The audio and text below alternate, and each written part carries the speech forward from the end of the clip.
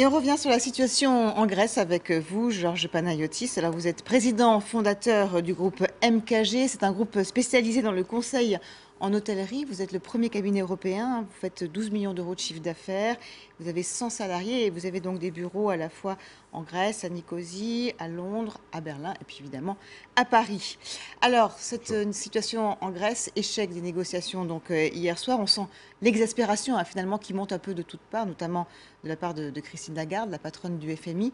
Pour vous, quelle est la solution? Est-ce que c'est le Grexit la seule solution?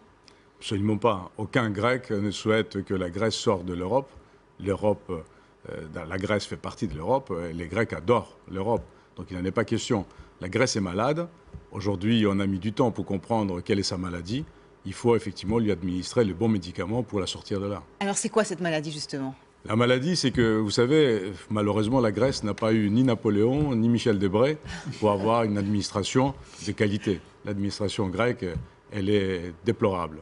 Donc il faudrait d'ailleurs, si François Hollande peut aider la Grèce pour mettre, on critique beaucoup l'ENA ici, mais si on pouvait effectivement demander à l'ENA de s'occuper de l'administration en Grèce, ça serait bien.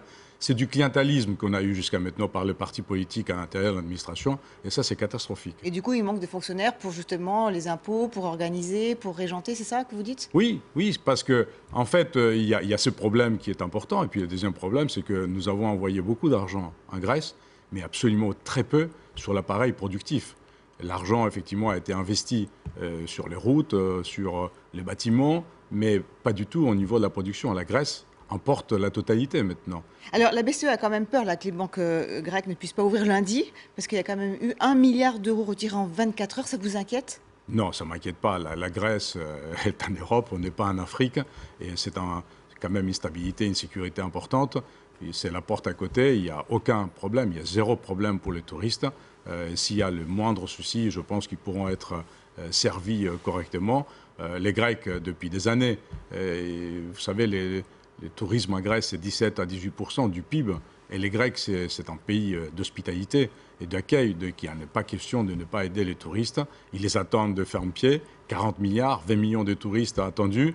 C'est un peu d'oxygène. C'est pas maintenant qu'il faut faire passer des bruits comme ça qui sont totalement inexacts. Oui, ce serait dommage de se priver justement de cette manne juste au moment où les vacances arrivent et où les gens peuvent se dire bah tiens, j'ai peut-être peur finalement d'aller en Grèce parce qu'il va y avoir des problèmes. Oui, il y a une compétition dans le tourisme, on le sait très bien.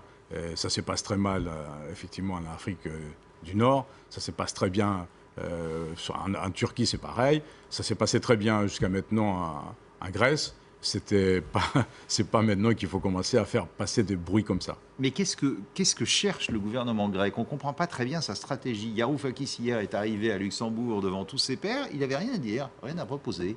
Je crois qu'il y a quand même aujourd'hui, vous savez, quand il y a un blocage, il y a de deux côtés de tort.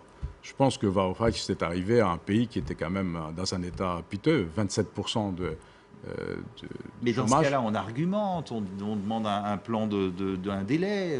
Oui, je pense que c'est ça. D'ailleurs, une de parties des négociations, si j'ai tout compris, parce que ce n'est pas mon cœur de métier, mais c'est effectivement de savoir qu'est-ce qu'on fait de la dette. Est-ce qu'une partie de la dette peut être effectivement oubliée, ou est-ce qu'on veut négocier très vite maintenant sans parler de cette renégociation de la dette? Je crois que Varoufakis l'est pris au niveau interne par cette pression qui existe dans le peuple grec, qui souffre terriblement, parce qu'on est passé quand même de 1 200 euros de salaire minimum à 450, 500 euros. Mais le problème encore, c'est que la Grèce, elle a les Balkans qui sont à côté. Et il y a une partie de la production qui s'est délocalisée dans le Balkan, parce que c'est beaucoup moins cher encore en Bulgarie. Donc, prenez les cas, par exemple, de Coca-Cola ou je ne sais pas quoi, elle a intérêt d'aller s'installer dans les frontières bulgares pour avoir des salariés encore moins chers et bien entendu, ne pas faire travailler des Grecs. Donc tout ça, ça a été désorganisé. Je crois que l'Europe, avec les Balkans, ça a été défavorable pour la Grèce. Les retraites, ça se focalise beaucoup le débat sur le montant des retraites. Elles ont été baissées, mais néanmoins, elles pèsent extrêmement lourd encore sur les dépenses. Alors, est-ce qu'il peut accepter, le Premier ministre, Tsipras peut accepter finalement cette baisse des retraites, ou justement c'est tellement symbolique qu'on n'y touche pas? Non, je pense que c'est vrai, c'est très pénible, parce que la retraite pour les Grecs maintenant, c'est toute la famille et même, je dirais, les voisins qui vivent avec. Mais il faut effectivement, je suis d'accord, il faudrait réformer un peu les systèmes de retraite qui pèsent assez lourd, qui pèsent autant qu'en Allemagne, voire même plus actuellement. Il n'y a pas de raison. Il faut taxer les grands oligarques, les capitaines d'industrie. Malheureusement, nous n'avons pas non plus de bons capitaines d'industrie aujourd'hui. Les peu qu'on a, ils sont à l'étranger, puisque c'est effectivement des armateurs. Première force mondiale marchande, les Grecs. Et là, malheureusement, il n'y a pas suffisamment... Ils ne payent pas leurs impôts en Grèce, quoi. Ils ne payent pas parce qu'ils sont délocalisés, comme effectivement tout le monde sait dans d'autres pays et paradis fiscaux. Mais il faut effectivement réglementer cela. L'Église aussi qui doit payer une partie. Je pense qu'aujourd'hui, on connaît les problèmes. Mais payer, ce n'est pas suffisant. Dans le pays, il n'y a pas de cadastre. Il faudrait effectivement... Pour les impôts locaux est un peu gênant. On a parlé de l'administration, il faut l'améliorer. Je crois qu'il faut tout de même savoir qu'il y a autant de diplômés. La proportion des diplômés en Grèce, elle est aussi élevée que celle que vous avez en France, en Allemagne ou en Angleterre. Donc le pays a besoin des investissements aujourd'hui. On n'a pas besoin qu'on lui donne de quoi manger. On a besoin de lui donner du travail. Et les Grecs veulent travailler. Ce n'est pas un peuple qui ne veut pas travailler. Et d'ailleurs, c'est un peuple que quand il n'y en a pas suffisamment en Grèce, ils partent à l'étranger. Il y a autant de Grecs à l'étranger qu'en Grèce. C'est pour dire qu'ils ne sont pas là à attendre, faire la pêche et être baignés effectivement dans la mer Égée.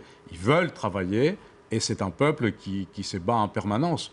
Donc je pense que l'Europe a besoin aussi de la Grèce.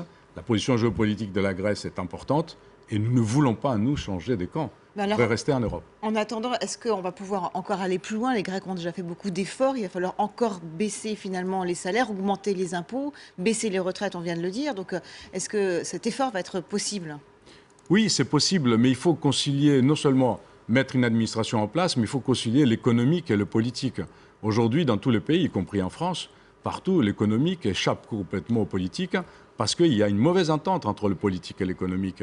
Puisque l'un, il a le pouvoir, l'autre, il a les savoirs économiques, et les deux ne s'entendent pas bien. Et donc, on voit bien que les capitaux se délocalisent, et c'est beaucoup plus fort dans les pays comme la Grèce. Et donc, il faut effectivement faire que la solidarité nationale existe, et que s'il faut à un moment donné faire comme on a fait à Chypre, prendre une partie des avoirs pour réinvestir sur l'appareil productif, il faut le faire. La Grèce doit être sauvée, et tous les moyens. Merci beaucoup, Georges Panayotis, d'avoir été avec nous ce matin.